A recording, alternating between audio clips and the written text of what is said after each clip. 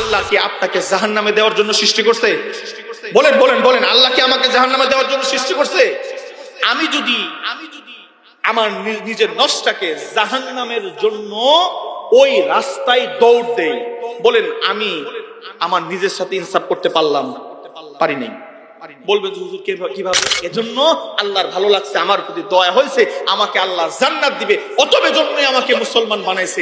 এই মুসলমান হওয়ার পরে আমি নিজেকে জাহান্নামের জন্য প্রস্তুত করতেছি। 5 ওয়াক্ত নামাজ আমার উপর ফরজ ছিল, একটা দিন 5 ওয়াক্ত নামাজ পড়ি না।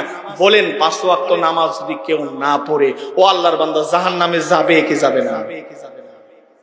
তুমি যদি তওবা করে আল্লাহর কাছে মাপ চাইতে পারো, আমার আল্লাহ আল্লাহর হক গুলি মাফ করে তোমার জীবনের গুনাহগুলি মাফ করে দিতে পারে।